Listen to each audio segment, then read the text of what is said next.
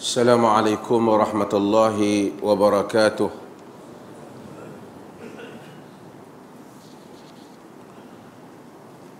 Alhamdulillah, nahmaduhu wa nasta'inuhu wa nastaghfiruh wa na'udzu billahi min syururi anfusina wa min sayyiati a'malina. Man yahdihillahu fala mudilla lahu wa man yudlilhu fala hadiya lahu. Asyhadu an la ilaha illallah wahdahu la syarika lah wa asyhadu anna Muhammadan abduhu wa rasuluh, amma ba'd. Hadirin dan hadirat yang dirahmati Allah, kita sambung semula kuliah kita ini. Kerana minggu lepas saya tak ada, kerana pergi ke Ranung. Perlis ni seperti mana yang pernah saya sebut, kita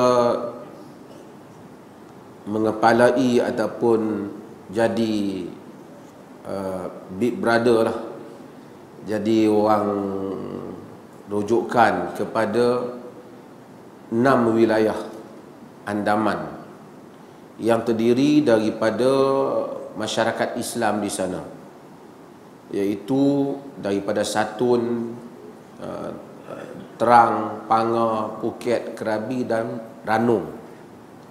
6 wilayah ini ada masyarakat Islam. Yang dipetua majlis-majlis agama Islam mereka sentiasa datang berjumpa dengan Duli Yang Amat Mulia Tuanku Raja Muda Perlis untuk kadang-kadang berbincang perkara-perkara yang boleh bertukar-tukar pendapat, dan MAIPS membantu mereka dalam perkara-perkara yang boleh dibantu, seperti memberikan tolong mereka di sudut pengurusan, bantu apa yang boleh dibantu, bagi beasiswa kepada mereka untuk datang belajar di Perlis, dan bantuan-bantuan yang lain, kerana mereka adalah saudara-saudara kita umat Islam. Kita sedar ada keterbatasan di sudut politik yang kita tak boleh masuk campur kerana dia negara yang lain. Tapi dari segi hubungan orang Islam boleh. Dan kerajaan Thailand pun alhamdulillah memberikan bantuan apabila kita masuk, dengan dia bagi kawalan yang baik, dan pergi ke sana. 6 wilayah ni besar. Mereka ni jauh lebih besar daripada Perlis lah, 6 wilayah mereka. Tetapi mereka memerlukan kita berada di negara yang mana umat Islam, yang mungkin mereka boleh bertukar-tukar pandangan dengan kita. Sebahagian mereka ataupun jumlah yang tak banyak di kalangan mereka masih lagi ada lagi yang boleh bercakap bahasa Melayu. Yang lain tak boleh cakap Melayu. Belah-belah Satun ni atau Setui ni boleh lagi bercakap Melayu sebahagian. Itu pun ramai yang tak boleh. Tapi di Ranung lebih jauh lagi, memang tak boleh cakap Melayu lah. Tapi ada satu pulau yang kami pergi, dan mereka ni alhamdulillah, bila Tuanku Raja Muda pergi, sambutannya sangat luar biasa. Kerana Thailand ini adalah negeri yang menghormati raja. Dia cukup hormat dengan raja. Bila datang keluar, bila nak melawat di masjid di Ranung, dia banyak beberapa masjid kita melawat, begitu ramai orang yang keluar, orang Islam yang tunggu sepanjang-panjang jalan. Mereka tunggu. Dan orang Siam yang Buddha pun tolong mai basuh masjid, letak bunga, letak pokok bunga, kerana nak sambut datangnya Raja Muda Perlis ke tempat mereka, walaupun berlainan agama. Dan bila kita pergi, ada satu pulau, Pulau Pingai. Pulau tu semua orang cakap utara. Jadi kita pergi daripada jeti dia sampai masuk ke dalam masjid dia, mereka tunggu sepanjang-panjang jalan tu. Berimpun di masjid, mereka cakap bahasa utara lama lah. Mereka turun-temurun di situ cakap utara, di pulau itu. Dan ada lagi beberapa pulau yang boleh cakap, tapi kita pergi dan kita ada bagi bantuan pada mereka. Pasal ada orang nak tengok gambar saya naik kereta api apa, ada tepi berjalan makan angin pula dah. Jadi kita pergi sana kerana misi yang penting. untuk melihat keadaan umat Islam di sana. Kita sambung hadis itu. Wa an Abi Hurairah radhiyallahu an qala Rasulullah sallallahu alaihi wasallam istanzihu minal baul fa inna amata azabil qabri min rawahu ad-Daraqutni. Daripada Abi Hurairah radhiyallahu an katanya qala Rasulullah sallallahu alaihi wasallam, sabda Rasulullah sallallahu alaihi wasallam, istanzihu minal baul, bersihkanlah daripada kencing, yakni air kencing, daripada kencing. Fa inna amata azabil qabri minhu, kerana banyak azab kubur itu disebabkan kerana air kencing. Ini hadis riwayat ad-Daraqutni. Hadis yang berikutnya, saya baca 3 hadis, saya nak urai sekali kerana dia ada berkaitan. Walil Hakimi, daripada Al-Hakim, yakni di dalam Al-Mustadrak. Al-Hakim An-Naisaburi, dia ada kumpulkan hadis Al-Mustadrak ala Sahihain. Dihimpunkan satu kitab yang mana dia kata kitab ni dihimpun hadis-hadis yang mana memenuhi syarat Bukhari dan Muslim, atau memenuhi syarat Bukhari atau memenuhi syarat Muslim. Dia nama Al-Mustadrak. Dia kata semua hak dalam tu syarat cukup untuk Bukhari dan Muslim.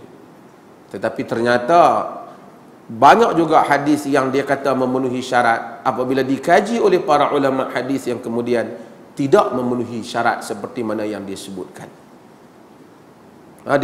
Dia seolah-olah dia buat Mustadrak ni macam hadis ni patut ada dalam Bukhari atau patut ada dalam Muslim ataupun kedua-duanya, tapi tak ada, sedangkan syarat dia cukup. So dia ambil balik hadis tu, dia buat satu buku dengan anggapan hadis-hadis ini cukup untuk jadi hadis Bukhari dan Muslim. Cuma Bukhari Muslim tak masukkan. Tapi apabila ulama-ulama hadis kaji, didapati Al-Hakim An-Naisaburi, di samping dia hebat, di samping dia ilmuwan, ternyata apa yang dia dakwa itu bukan semuanya benar. Siapa kata tak benar? Orang baru kata ke? Tak. Ahli-ahli yang mengkaji hadis. Maka Al-Imam Az-Zahabi, dia menulis dalam Al-Talkhis, dia telah bagi komentar kepada Al-Mustadrak Al-Hakim, lalu dia simpulkan, dia kata Al-Hakim kata sahih, bukan demikian. Al-Katim kata sahih, aku kata tak. Bahkan Az-Zahabi memalsukan sebahagian hadis yang dia anggap sahih oleh Al-Hakim. Ini dunia ilmu. Kalau dunia hak tak ilmu, dah ulama kata kita ikut je lah bagi wala. Dia itu dunia tak ilmu. Dunia ilmu dia semak. Dia semak. Okey. Al-Hakim, tapi hadis ini disahihkan. Ibn Hajar terima hadis ini sahih. Walil Hakimi, daripada Al-Hakim, aktsaru azabil qabri minal baul, kebanyakan azab kubur itu disebabkan kencing. Jadi sama dengan riwayat Darqutni yang disebut di atas tadi. Wa huwa sahihul isnad, dia sanadnya sahih, kata Al-Imam Ibn Hajar Al-Asqalani, Al-Hafiz Ibn Hajar Al-Asqalani. Hadis yang berikutnya tu Suraqah bin Malik. Hadis tu saya tak nak baca lagi, saya nak baca kemudian.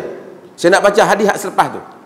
Suraqah bin Malik punya hadis nanti saya baca kemudian. Pasal dia macam dia termasuk luar sikit pada tajuk dia. Nanti insya-Allah minggu depan ataupun kalau sempat minggu ni juga, hari ni juga kita akan hurai kalau ada masa. Kalau tidak kita akan bahaskan hadis itu pada minggu depan. Saya nak baca hadis yang selepas dia, yang diriwayatkan daripada Isa bin Yazdad. Wa an Isa bin Yazdad, dalam sebahagian riwayat Azdad dia kata. An abihi, daripada bapaknya siapa? Isa bin Yazdad. Bapaknya siapa? Bapaknya siapa? Bapaknya siapa? Tak tahu, dia tak habaq. Lah. Isa bin Yazdad, bapaknya siapa? Yazdad tu lah. Kita daripada bapaknya, bapak dia nama apa? Dia dah habaq dah. Isa bin Yazdad. Bapak dia Yazdad tu lah. Daripada Isa bin Yazdad an abihi, daripada bapaknya Yazdad lah, radhiyallahu anhuma, Allah redha pada mereka berdua. Qala, katanya, qala Rasulullah sallallahu alaihi wasallam, sabda Rasulullah sallallahu alaihi wasallam, idza bala ahadukum falyantur dzakarahu thalatha marrat. Rawahu Ibnu Majah bisanadin dhaif. Ni Ibn Hajar sendiri yang sebut sini. Daripada Isa bin Yazdad, daripada bapaknya radhiyallahu anhuma, Allah redha keduanya, katanya, kata Rasulullah sallallahu alaihi wasallam, bahawasanya idza bala ahadukum, apabila seorang kamu kencing, falyantur, hendak dah yantur. Yantur maksudnya dia hendaklah nak kata buang air kencing dia tu secara kuat. Maksudnya dia pegang, dia hurut, dia urut kemaluannya itu supaya air kencingnya itu keluar. Supaya air kencingnya keluar, ataupun digoncang sehingga keluar. Sehingga keluar. Salasa marat, 3 kali dia kena buat. Rawah Ibnu Majah, diriwayatkan Ibnu Majah bi sanadin dhaif, dengan sanad hadis yang dhaif. Hadis ni dhaif kata dia. Hadis ni dhaif. Sebab apa dhaif? Antaranya sebab Yazdad tu sendiri tak dikenali. Siapa dia Yazdad ni? Tak ada dalam senarai nama sahabat Nabi bahawa ada yang nama Yazdad ni. Jadi ulama tak kenal siapa dia Yazdad ni, betulkah dia sahabi? Maka hadis ni ada banyak perbincangan tentang dia, tapi itu salah satu yang disebut, sebab maka dia adalah dhaif. Dia dhaif. Tak apa, kita bahas dulu keseluruhan tajuk ni berdasarkan hadis-hadis yang disebut oleh Al-Imam Ibn Al-Hafiz Al-Imam Ibn Hajar Al-Asqalani dalam Bulughul Maram ni. Al-Hafiz Ibn Hajar Al-Asqalani kata, dia mari dulu hadis dalam bab ni, yang hadis yang sahih, istanzihu minal baul. Kamu hendaklah semua kamu, kata Nabi, bersihkanlah daripada air kencing. Bersih air kencing daripada mana? Daripada pakaian kamu, daripada kulit kamu, daripada apa? Daripada tempat kamu nak solat. Jadi orang Islam ni bersih daripada tempat dia nak solat, supaya memenuhi syarat nak solat tu hendaklah bersih. Orang Islam ni rumah dia, rumah orang Islam ni rumah orang solat. Kalau masuk rumah bau hancing je, tak nampak ciri rumah orang Islam. Duduk kat dia bau macam-macam hancing, setengah orang dia jadi alasan. Orang terjun pergi semayang, tak boleh, dia terseluar tak bersih. Heran, dia kencing lah napkin ke apa? Orang Islam, dia mesti bersih lah. Melainkan kadang-kala berlaku seluar tak bersih, sekali-sekala dia terjatuh ke apa, adalah kemungkinan. Itu pun istanzihu. Nabi tak kata untuk maksudnya sentiasa bersih. Kena air kencing ya, pergi basuh. Bukan kena air kencing masa pukul 8 pagi, tak apa, tunggu sembahyang zuhur saat ni kita basuh. Orang Islam bersih. Orang Islam itu bersih. So Nabi SAW kata istanzihu minal baul. Jadi kena bersih. Bila nampak tak bersih tu, bukan orang Islam. Sebab tu bila kita, sepatutnya kita confident. Bila kita nak pergi makan, tengok kedai, bismillahirrahmanirrahim, orang Islam mesti bersih ni. Tapi kalau dia pun tak bersih, kacau. Nabi kata fa inna amatal azabil qabr minhu, karena kebanyakan azab kubur daripada kencing ni. Pasal apa? Bila kencing tak bersih, kena baju. Bila baju tak bersih, sembahyang tidak sah. Kalau tak tahu tak apalah, tapi sengaja dia buat. Kalau kita dah betul-betul berjaga, tiba-tiba terkena, kita pun tak perasan. Allah itu memaafkan apa yang kita tak tahu. Tapi memang jenis buat mudah.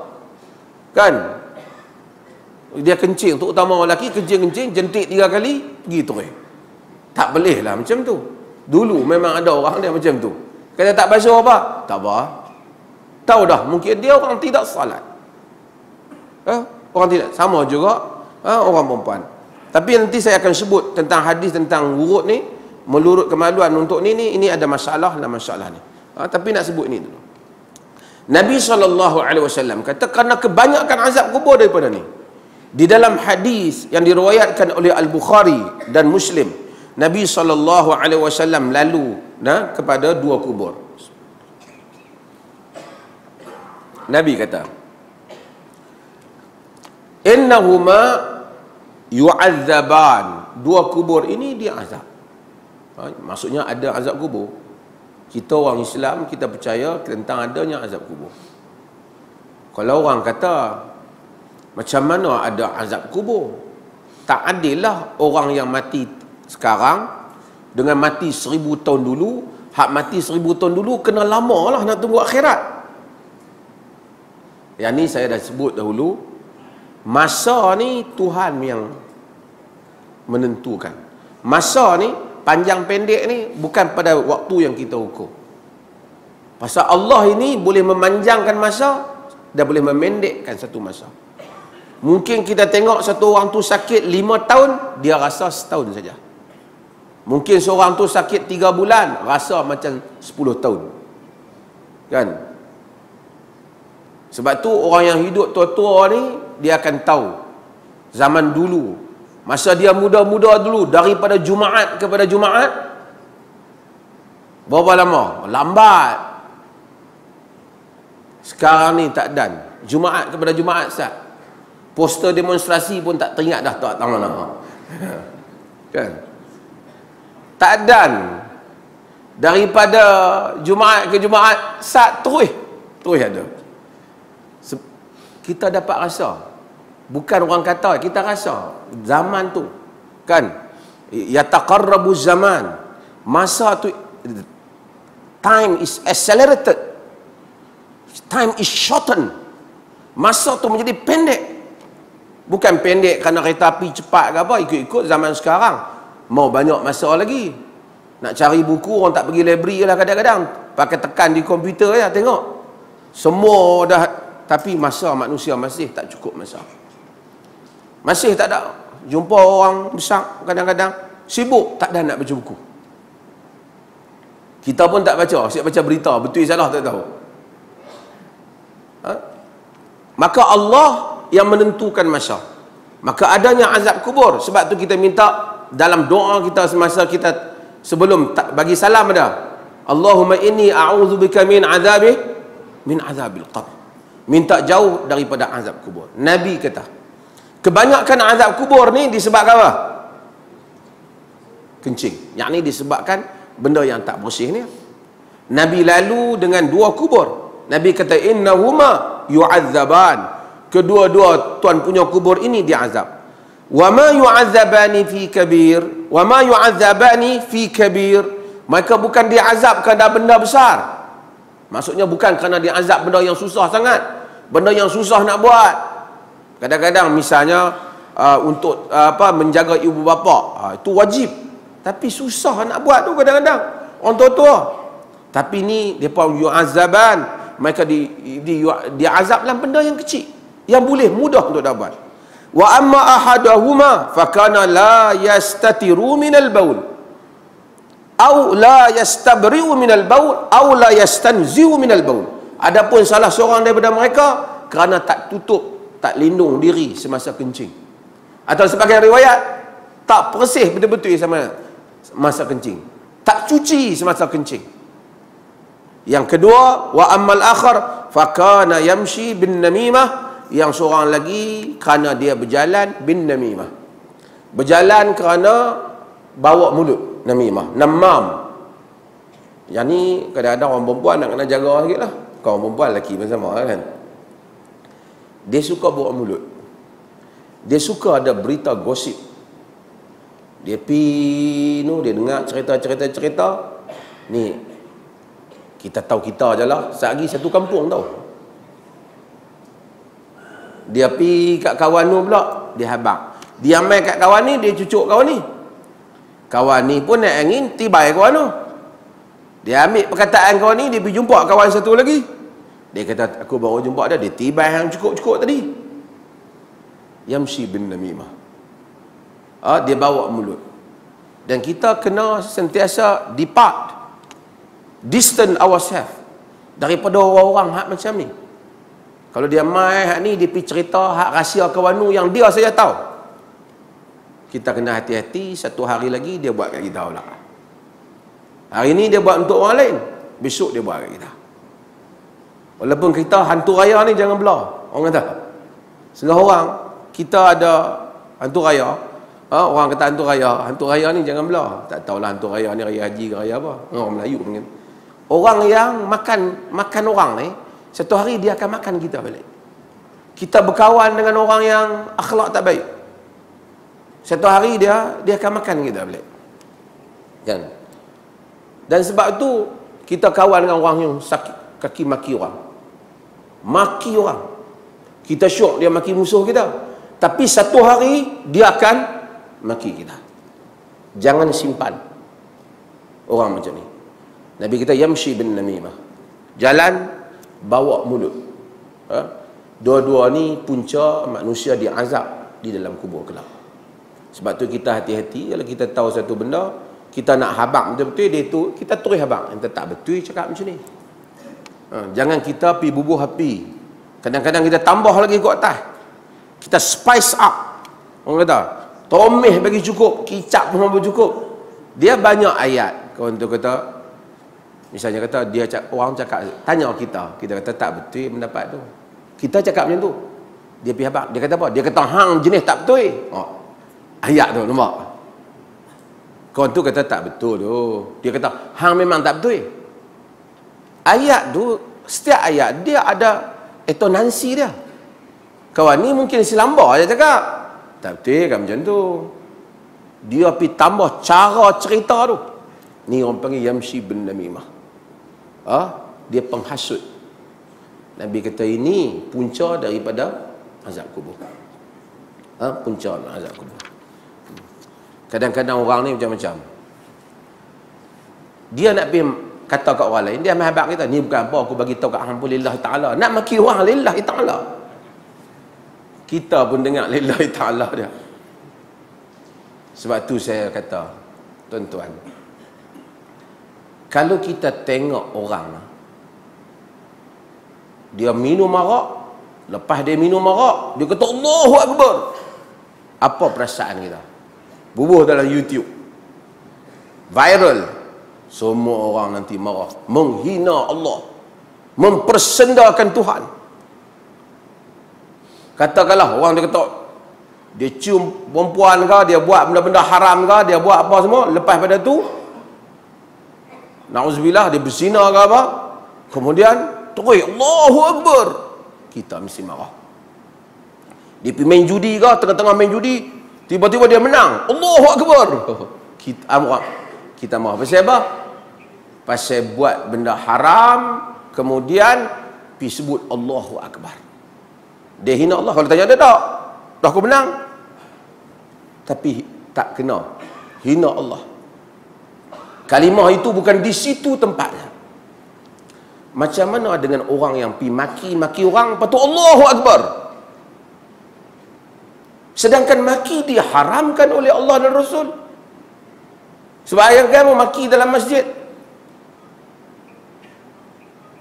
diharamkan oleh Allah dan Rasul. Lepas tu pergi kapir kawan Allahu Akbar, sedangkan diharamkan oleh Allah dan Rasul. Kenapa kita tak sensitif? Sedangkan itu menghina kalimah Allahu Akbar. Ini kenapa betul? Saya nak ceritalah, mereka tak suka saya cerita juga. Tak apalah, ada kawan-kawan kita semangat ni, mereka buat demonstrasi. Mereka hantar mari memorandum pergi kepada Jabatan Agama. Lepas tu pergi ke pejabat saya. Sampai pejabat, dia tak mau jumpa saya, dia menjumpa timbalan saya. Saya kata, mai jumpa saya lah, masuklah. Saya nak cerita tak apalah, masuk tu baguslah, jumpa tu tak ada masalah lah, kita terima lah kan. Cuma saya nak cerita secara umum. Saya bagi tahu apa benda. Saja ni kan, bagi boleh tak main pendengar. Saya kata benda ni sebenarnya dia bukan di pejabat saya. Details ni kalau main tanya saya nama tu imam ke apa, saya tak tahu. Sebab ini urusan jaib. Tetapi sebagai anggota MAIB, saya pertahankanlah keputusan MAIB. Tak apa, cuma saya nak tanya. Kalau balik kepada Allah Ta'ala nanti, katalah Allah kita mati, adakah perbuatan yang menjerit ni, buat semua ni amalan soleh di sisi Allah?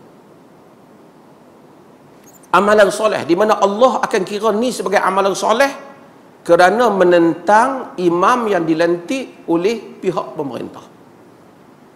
Dapat pahala di sisi Tuhan lah, kira pahala besar ni. Sedangkan Nabi kata, alal mar'i muslim as-sam'u wa ta'ah ma lam yu'mar bi ma'siyatin fa idza umira bi ma'siyatin fala sam'a wala ta'ah.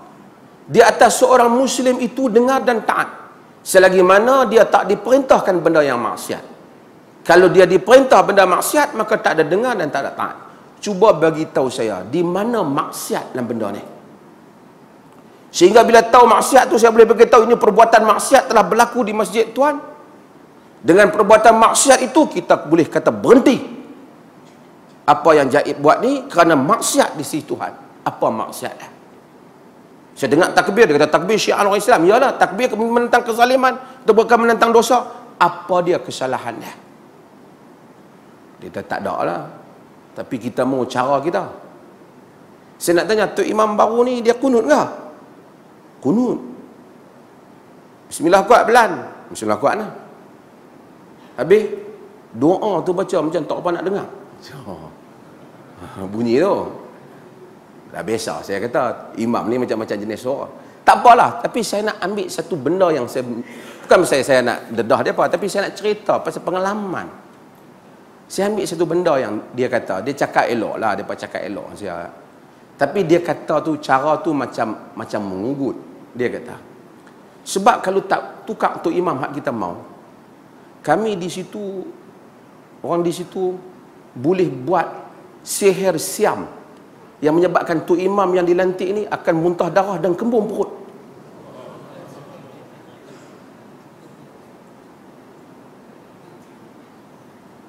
Saya kata astaghfirullahalazim. Kalau betul berjuang untuk agama, takkan nak main dengan sihir. Sihir benda syirik yang diharamkan oleh Allah. Saya ni saksi ada ni 2-3 orang dengar. Seusaha CEO Maim kata, tak apa Allah itu memelihara, dia kata. Saya kata, ini sihir benda yang dilarang oleh agama. Takkanlah kerana masalah tu imam bismillah dengan kunut pun bismillah dengan kunut dah. Tu imam situ pun hak kita lentik tu sampai nak tak puas hati nak sampai nak main bomo siam. Dia kata orang situ boleh buat lah, kata. Itu kadang-kadang manusia tak tahu apa yang dia cari dalam hidup dia. Saya sebut ni supaya dia dengar. Kadang-kadang sampai tak tahu. Kalau betul amalan soleh, mesti bagi tahu di mana mungkar. Yang dia lantik ni mungkar. Semayang zuhur 4 rakaat, dia buat 5. Mungkar lah. Semayang subuh 2 rakaat, dia buat 1. Mungkar lah. Pas semayang pula, dia bangkit, dia joget-joget pula. Bolehlah kita kata. Ini tak ada apa, melainkan nak buat satu benda. Ini pun yang mai jumpa masjid tu pun ni semua orang tempatan tu juga. Seorang tu kata kita nak anak tempatan. Dia kata kita, saya kata kita ni bukan orang situ. Tanya orang mana, dia kata orang Selangor. Tak apalah. Tapi hak ni jawatan kuasa baru di Palantik ni semua orang tempatan situ. Yalah ada kot, tapi tak apalah isu tu kemudian lah. Tapi saya bukan nak cerita masalah krisis masjid tu. Tapi saya nak cerita kadang-kadang apa yang manusia cari dalam hidup dia. Kalau dia nak cari, nak buat perjuangan agama, dia kena ukur dengan ukuran agama. Orang yang lebih berjasa, macam yang saya baca dalam khutbah, Khalid ibn Walid. Orang yang lebih berjasa, Khalid ibn Walid. Khalid ni perang semua menang. Abu Bakar kena sampai tegur Umar. Sayyidina Umar, dia memang tak apa-apa hati Khalid ni. Dia kata Khalid kira ikut dia ya. Dia tak kira tentera. Kuat Khalid ni, hebat, perang sentiasa menang. Amirul Mukminin Umar bin Khattab bila dia naik menjadi khalifah, antara benda yang awal yang dia buat, pecat Khalid. Bukan pecat tu imam, pecat Khalid al-Walid. Khalid al-Walid. Bukan pecat duk tengah jadi imam tu. Pecat di medan perang. Perang duk menang tu pecat. Dapat surat, Khalid tengok surat. Khalid tak boleh bagi tahu. Kalau bagi tahu jadi selera. Habis dah tentera settle lu baru bagi tahu. Sebab tu kemudian Khalid kata, "Ana la uqatil min ajli Umar, wa inna ma uqatil min ajli Rabbi Umar." Aku tak berperang kerana Umar. Aku berperang kerana Tuhan Umar. Tak apa, Umar hari ni aku jadi tentera macam biasa, aku akan tolong. Aku akan tolong Abu Ubaidah yang dilantik. Walaupun terbukti dalam beberapa medan peperangan, Abu Ubaidah punya kemampuan tak sampai macam Khalid. Tak boleh buka kota Dimashq tu, Khalid yang buka, walaupun dia bukan panglima lepas masa tu. Dia sendiri dengan kawan-kawan dia pecah masuk ke pintu lain. Sayyidina Umar dengar. Sayyidina Umar kata, "Khalid ta'ammara nafsah." Oi, Khalid jadi ketua sendiri ni. Tapi dia tak lawan Abu Ubaidah tu, dia buat ikhtiar dia macam mana nak pecah kota tu. Sehingga apabila Khalid meninggal dulu, Umar kata, "Rahimallahu Abu Bakar wa kana a'lamu birijali minni." Allah Ta'ala rahmat Abu Bakar, dia lebih tahu tokoh dibandingkan aku. Maksud Khalid tu memang hebat. Pun begitu, Nabi kata as-samu wa ta'ah. Apa yang kita suka tak suka, ma yuhib wa ma ahabba wa karih, apa yang dia suka, apa yang dia tak suka, selagi mana bukan maksiat. Selagi mana bukan maksiat. Sebab tu kadang-kadang slogan ini, kadang-kadang atas guna nama agama ni hati-hatilah. Nabi SAW, sebab kita balik pada masalah azab kubur. Azab kubur, antara azab kubur, kebanyakan azab kubur berpunca daripada air kencing yang tidak bersih ni. Dan Nabi SAW, dia cepat bersihkan. Kita baca hadis hari itu, ada budak kencing atas baju Nabi, terus Nabi panggil minta air dan terus Nabi renjihkan. Bukan lepas kena baju kena najis, tak apalah, kan nak sembahyang lagi, zuhur lambat lagi, lepas tu pergi merata, pergi pejabat, pergi apa orang bau. Ni bukan cara orang Islam. Orang Islam tu hidup, Nabi suruh hidup dalam keadaan bersih. Hatta takunu ka'annakum syamma bainan nas. Kamu orang tengok kemas dia orang Islam. Cuba tuan-tuan tengok watak orang kan. Bukan perlu baju mahal. Saya satu orang yang baju murah. Isteri saya kata saya kedekut. Pasal lalu beli baju murah. Kan saya pakai, saya rakyat marhain teratur lah. Tapi saya rasa saya pakai bagi cukup lah. Kalau pakai butang, macam kita pakai butang bagi cukup. Sebab tu kadang-kadang bagus orang jadi army kan. Setengah orang dia kaya tapi butang tak cukup. Kan? Setengah kaya tapi butang tinggi rendah pun ada kan. Kan? Dia tiru pak uda macam mana kan. Dia kata punya pasal baju aku. Tapi dia tak elok pada mata orang. Dia mengundang pandangan yang, sebab itu datang masjid bau wangi-wangian. Kemudian para ulama menyatakan kalau sekiranya manusia ni, Nabi kata dia azab oleh kerana disebabkan air kencing. Kalau yang lebih daripada air kencing, najis yang lebih berat, tentulah juga lebih menjejaskan dia dan solatnya. Jangan kita tak ingat ayat kencing lah, yang lain kita tak ingat. Sebab tu kadang-kadang rumah kita, setengah orang anak dia kencing sana, kencing sini. Setengah isteri Saya tak tahulah, di Perlis ni tak ada kot. Dia tak kisah. Jenuh suami dia pun dengan sibuk. Tang tu bau hancing. Duduk kat sofa bau hancing. Kucing pula kencing kat sana. Masuk rumah dia bau pening. Jenuh duk spray. Tak padan. Suami pun tak apa yang nak kata apa. Isteri duduk macam tu juga. Kalau tanya kita, tak apa payah dia macam mana nak buat. Takkan nak suruh buang isteri dia. Lantik yang baru seorang lagi boleh lah. Orang lelaki pantang sebut, senyum terus. Tak berani tak apa. Saya pas senyum, berani senyum ya. Tapi ertinya rumah tangga macam tu. Sebab orang duduk dalam rumah tangga ni bersih. Rumah biar kecil, bersih. Kemudian hadis yang berikutnya. Hadis tentang masalah membersihkan air kencing ni dengan cara urut. Ini sebenarnya tak ada. Hadis ini tidak sahih. Bahkan Ibnu Taimiyah rahimahullah, Ibnu Taimiyah dia pendapat dia agak tegah lah ni. Dia kata perbuatan orang yang suka urut kemaluan dia ni kerana nak buang air kencing ni setiap kali, ataupun kadang-kadang dia panggil tanahnuh, dia urut, kadang-kadang dia berdahem-dahem, kononnya nak kena keluarkan air kencing tu, ini kata dia bid'ah. Ibnu Taimiyah kata bid'ah tu. Kerana yang ni kata dia Nabi tak suruh macam tu. Dan jadi takalluf kepada dia. Lama-lama dia jadi was-was. Dia jadi was-was. Sebab tu dalam riwayat Imam Ahmad, bila satu orang kencing tu, dia ambil, dia renjis supaya dia tak jadi was-was. Dia renjis pakaian dia supaya dia tengok lagi, dia tengok ada orang dia was-was. Was-was ni mainan syaitan. Sebab tu kita baca qul a'udzu birabbin nas tu, antaranya kita qul a'udzu birabbin nas malikin nas ilahin nas min syarril waswasil khannas. Was-was ni syaitan. Ibnu Jauzi tulis kitab khas mengutuk orang-orang yang was-was.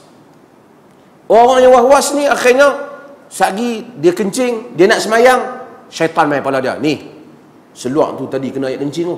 Mana sah? Berhenti, pi pula. Sagi kalau basuh, dia basuh pula. Basuh, dia basuh pula. Sagi kalau basuh najis, dia duk main dalam kepala dia tu. Macam-macam andaian dia. Sagi dia tanya kita benda yang pelik-pelik. Dia pula kalau dengar kuliah-kuliah yang tak betul-betul kita backup dengan alasan, bukan dia bertambah iman, dia bertambah syak. Bertambah was-was. Saat dia was-was kat baju dia, saat dia was-was baju yang dia dobi, saat dia tak baju dia was-was tadi ada renjih air kencing. Ini penyakit was-was. Agama tak mau was-was, tapi dalam masa sama agama tak mau juga kotoran. Nak kena jaga. Agama tak mau kotoran, tapi tak mau was-was. Maka tidak disuruh untuk kita melurut kemaluan kita untuk memastikan air kencing kita keluar. Sungguh dahulu dalam sebahagian kitab-kitab macam-macam, kena ketuk lah, kena batuk lah, disuruh batuk 3 kali lah. Semuanya tidak ada dalil. Melainkan jika seseorang itu tahu dirinya, sentiasa kalau dia tak urut sikit akan keluar, dia confirm akan keluar, maka dia buatlah untuk dirinya sahaja, bukanlah kerana satu titah perintah untuk semua orang. Mungkin dia ada masalah. Pada zahirnya, apabila satu orang kencing, dia basuh air kencing dia, kemudian dia telah tutup pakaian dia, maka dia anggaplah pakaiannya bersih. Yang Nabi suruh jaga ni, basuh pun tidak, apa pun tidak, kencing dekat-dekat dengan batu ke apa, habis kena pakaian. Lepas tu semayang dalam baju tu. Dia sendiri tu cuai. Tapi jika setelah dia buat semua langkah itu, kemudian was-was tu datang pada dia, duduk tengah semayang, dia mari, rasa macam keluar air kencing ke tak keluar, dia tak pasti keluar ke tak keluar. Dalam hadis, fala yansarif hatta yasma'a sautan au yajida riha. Jangan dia berhenti semayang sehingga dia mendengar bunyi, kalau dia keluar angin, ataupun dia cium bau dia. Macam tu jugalah sampai dia pun rasa basah dah, keluar dah. Sampai bagi salam, apa yang hang basah lencur ni? Dia kata mufti kata lagi tak berasa apa. Janganlah. Sampai dah peringkat tu kita tahu. Tapi kalau setakat tak pasti, rasa macam keluar tak keluar, keluar tak keluar, kita kira asalnya tidak keluar. Ya? Jangan was-was syaitan. Kerana ada orang was-was dalam banyak masalah. Dia was-was, akhirnya sekali dia takbir pula was-was. Allah. Saya ni mari soalan tentang was-was ni macam-macam. Suami ni syaitan main pala dia. Dia fikir duduk atas motor ke pergi kerja, dia fikir macam mana syaitan main kacau kepala dia. Dia fikir macam dia nak cerai isteri dia. Dia terlintas. Lepas tu duk main tanya kita, isteri saya ni kena cerai dah ke? Kita kata dah lah, bukan cerai dah lagi. Tapi saya duk terfikir macam nak cerai. Kira tak cerai. Sekali dia main. Tapi hari tu dia fikir lagi sekali, macam 2 kali dah. Dia jadi haru biru. Dia jadi haru biru. Sebab tu perkara yang mana asalnya sah, dia tidak boleh dihukum. Al-yaqin la yazulu la yazulu bisyak. Yakin tak hilang dengan syak. Baru ni orang tanya masalah zihar. Zihar ni menyamakan isteri dengan ibu ataupun dengan mahram, bagi menggambarkan bahawasanya kita itu tak mau menyetubuhinya. Macam mana kita tak mau menyetubuhi ibu kita ataupun mahram kita. Macam anti alayya ka dhahri ummi. Engkau padaku macam belakang ibuku. Maksudnya macam mana ibu tu kita takkan gauli dia. Demikian kita bagi tahu aku dah tak mau kat hang lah, macam mana aku tak mau kat mak aku. Orang Melayu tak buat benda ni. Ni orang Arab. Mai dia satu hari dia habaq, dia tengok isteri dia. Dia kata, "Amboi, pakai baju segok macam baju mak pakai hari tu." Dia kata, pi tanya ustaz kata zihar. 2 bulan berturut-turut hang tak boleh gauli dia, kena puasa dulu. Demam dia. Sedangkan dia bukan sifatkan benda tu, walaupun para ulama sebagainya menyebut cuba elakkanlah benda-benda macam tu, tapi dia tak masukkan. Kadang-kadang dia tengok, weh, dia tengok isteri dia kata, gemuk tu macam dengan kok lah gemuk. Oh, tu tanya ustaz tu, dia kata, "Abang, zihar dia tu." Oh, dia jadi confused. Kita habaq kata tak. Kita kata tak, tak apa. 2-3 hari hantar mai tanya pula. Tapi saya pergi tanya abang saya, dia kata ya. Kalau hang nak tanya abang, hang tanya tu duk tanya aku dah. Dah orang habaq dengan dalil kata tak, yang abang dia duk kata, duk rasa ya apa. Dia nak macam itulah was-was. Lalu dia duk was. Isteri dia kata panggil mai tidur pun tak berani. Tak boleh ni, zihar dah ni. Syaitan was-was. Dia was-was tu pergi merata. Kencing dan seumpama. Dalam masa yang sama kita dilarang zihar, dalam masa yang sama kita dilarang was-was. Dalam masa yang sama kita dilarang kotor, tapi kita juga dilarang untuk was-was. Wallahu taala alam azamillah. Bolehkah? Yang pertamanya, yang ni kadang-kala hari tu saya ada rasa saya dah ada sebut, ada salah faham sebahagian orang dalam hal ni.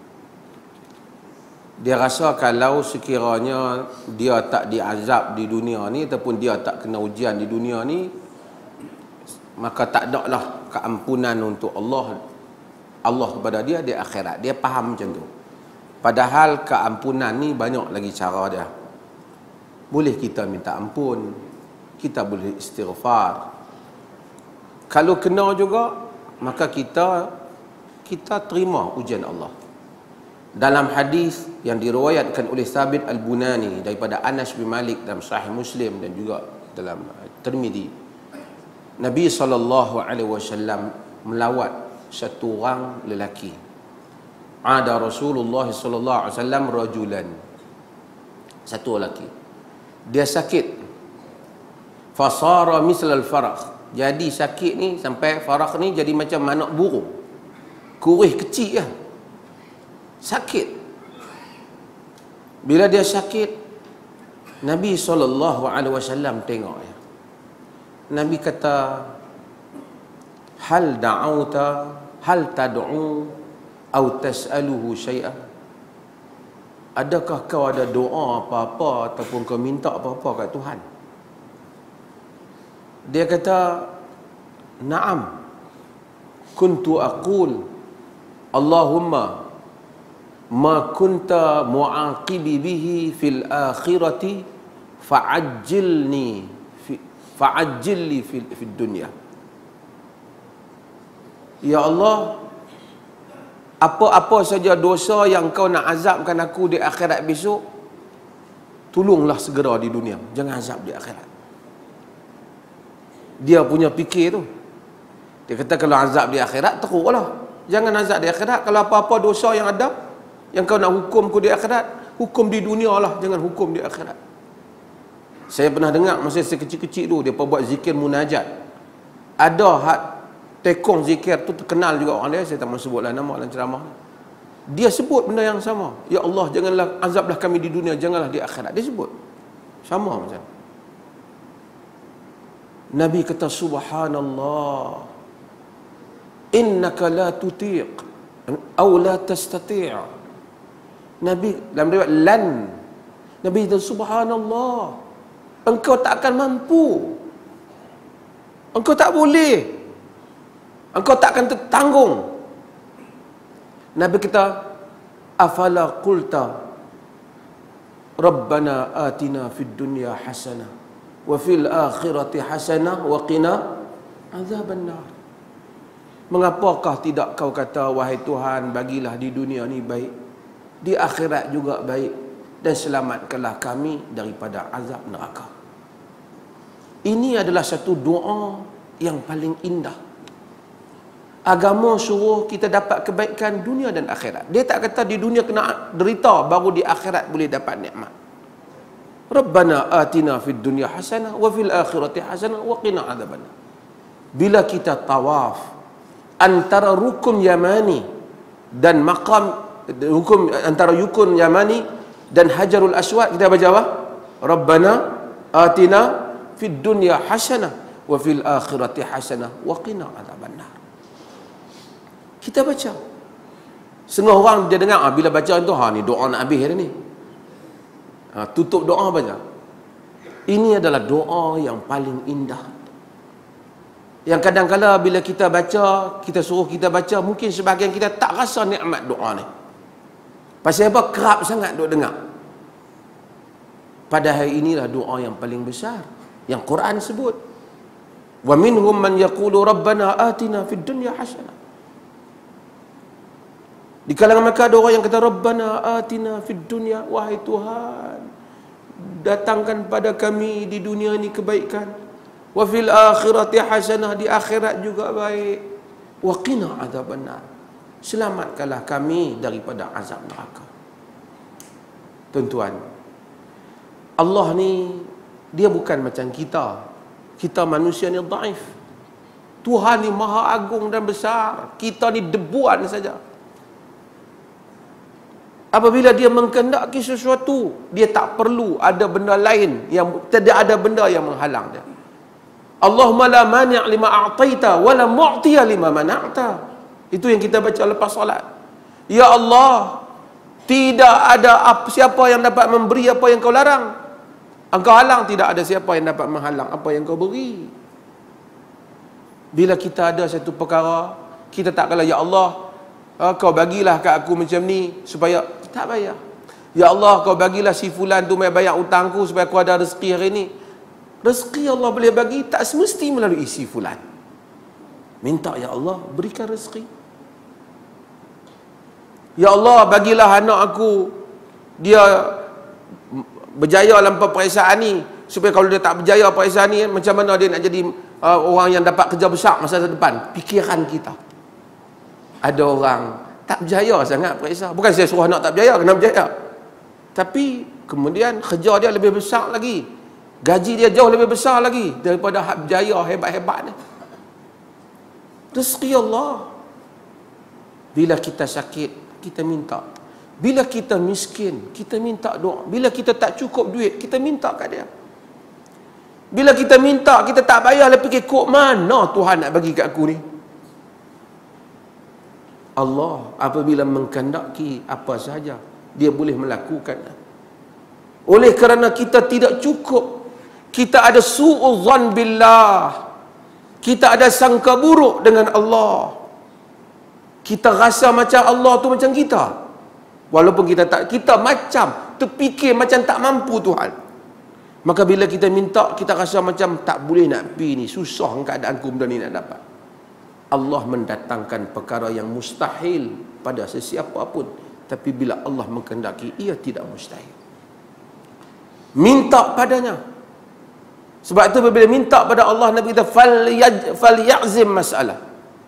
Hendaklah dia jazamkan masalah, dia azam masalah dia. Ya, Nabi tak benar, Allahumma rzuqni in syi'ta, ya Allah berilah rezeki padaku jika engkau mau. Jangan.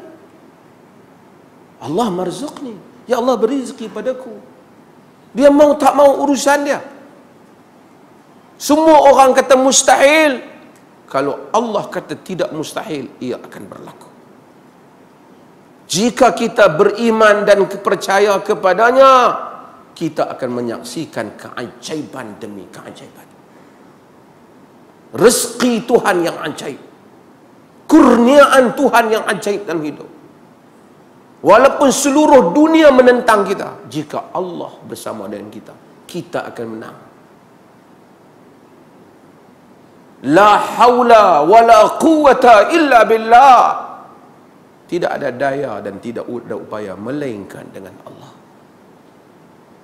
Jika perkara ini benar ada dalam jiwa kita. Sebab tu Quran cerita tentang sikap Nabi. Apa sikap Nabi dan orang-orang saleh bila dengar innan nasa qad jama'u lakum fakhshawhum, orang berhimpun nak ambil tindakan pada kamu, fazadahum imana, tambah iman, wa qalu hasbunallah wa ni'mal wakil, cukuplah bagi kami Allah, dialah sebaik-baik tempat yang kami serahkan urusan. Ada ancaman, hasbunallah wa ni'mal wakil. Ada bahaya, hasbunallah wa ni'mal wakil. Ada kerja yang susah kita nak buat, orang cerita payah benda ni, la haula wala quwwata illa billah. Sebut, ulangi dia. Sebut 100, 200, 300 dengan yakin dan iman. Kita akan melihat perkara-perkara ajaib dalam hidup kita. Tidaklah dapat memahami hal ini melainkan orang yang beriman dan mengamalkan zikir-zikir ini. Sebab tu kadang-kadang orang datang jumpa, Tuan Mufti, saya masalah macam ni, macam mana nak minta. Mufti pun orang je, dia pun bukan kata ada kuasa power pegang atas kepala sepatu dah. Dia pun macam, tapi yang kuat ialah orang yang bersandar kepada Allah Jalla wa Ala. Yang bersandar pada Allah. Orang boleh telefon orang menteri, nak pergi jumpa menteri, bukit berapa bagi, harap habak daripada sini, minggu depan nak jumpa, dia ada masalah, sonok dah, belum tentu boleh selesai lagi masalah. Menteri pun yang kena turun pun banyak. Tunggu masa, orang kata kena saya sibuk, belah malam pun boleh main, malam dia sanggup main. Saya sibuk ni hari ujung bulan, tak apa saya tunggu. Allah tak perlu tunggu-tunggu. Bangun tahajud, doa. Wa minal laili fasjud lahu wasabbihu lailan tawila. Pada waktu malam sujud tasbih.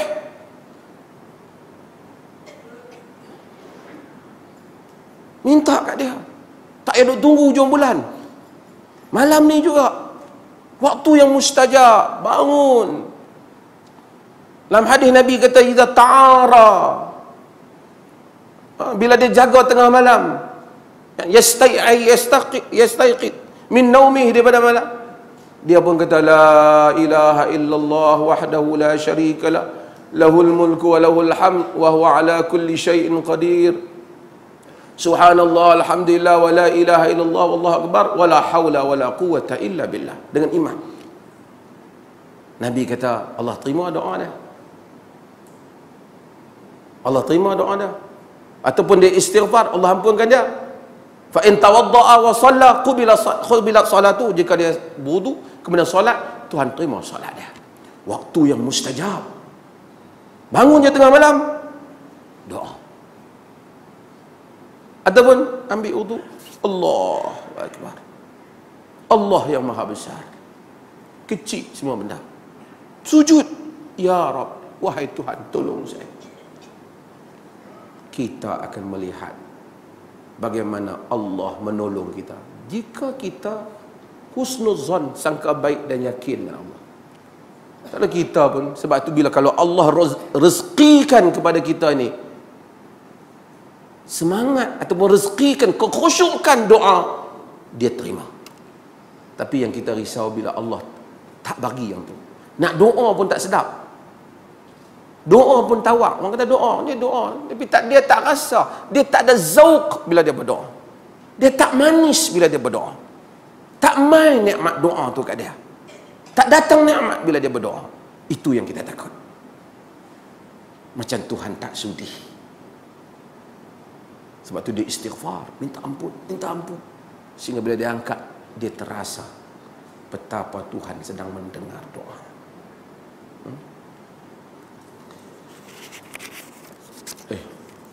Ada soalan lagi. Kenapa mufti kata cukur kepala tak sunnah? Ramai orang alim zaman dulu cukur kepala. Oh, marah juga.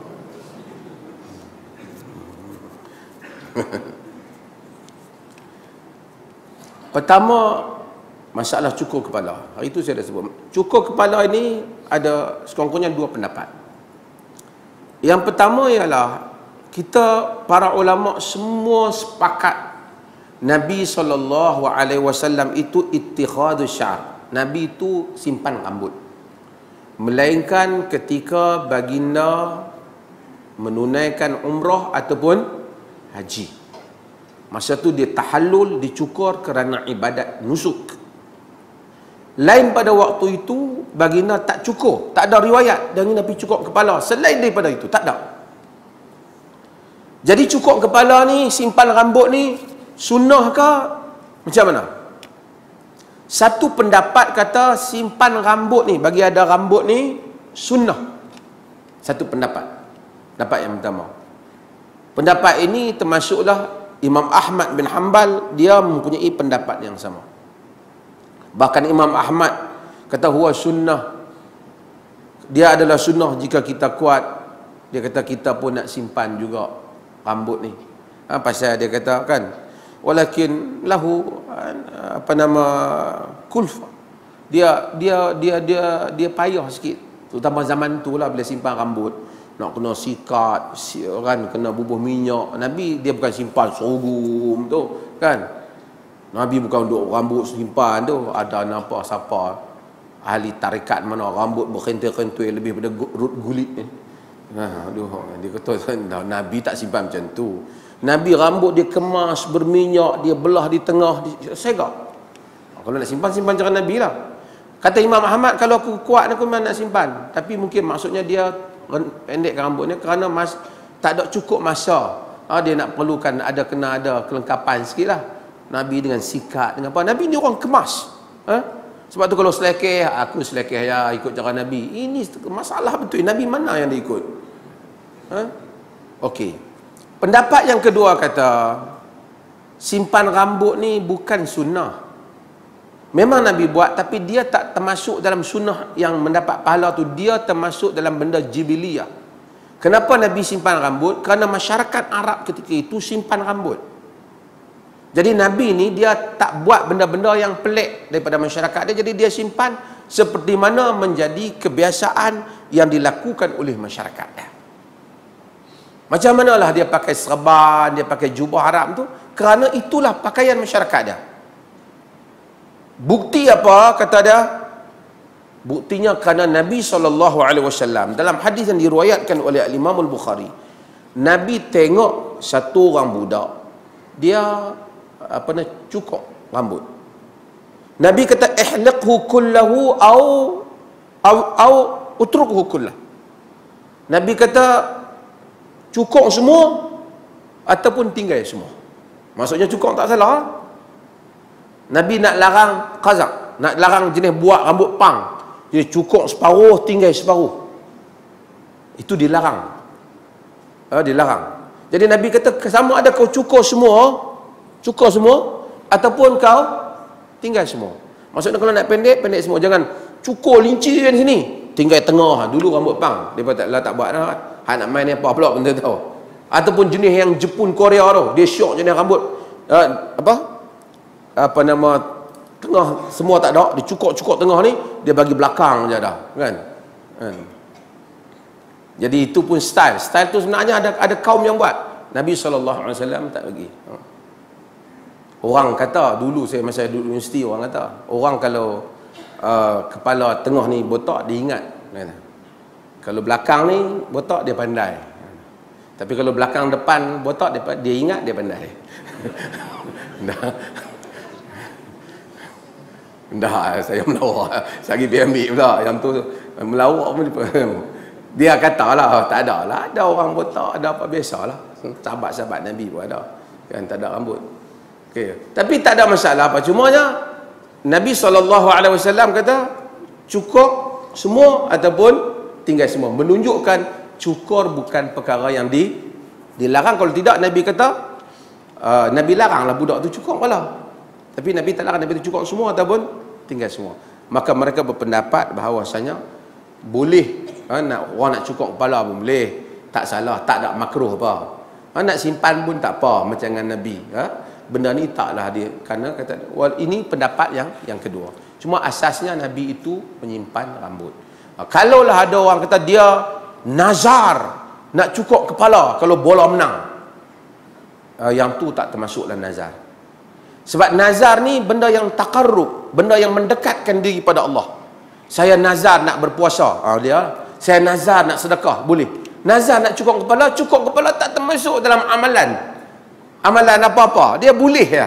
Jadi kita tidak perlu nazar yang seperti itu. Wallahu taala alam.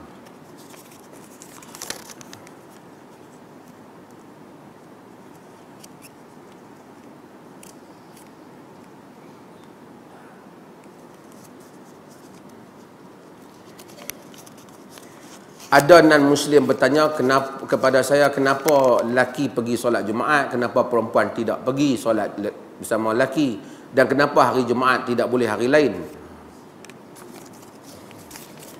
Ni nak kena siri ni, jawab dia kena panjang sikit. Tapi sebenarnya tak ada apa-apa kecacatan apabila misalnya agama kata orang perempuan tak wajib sembahyang Jumaat.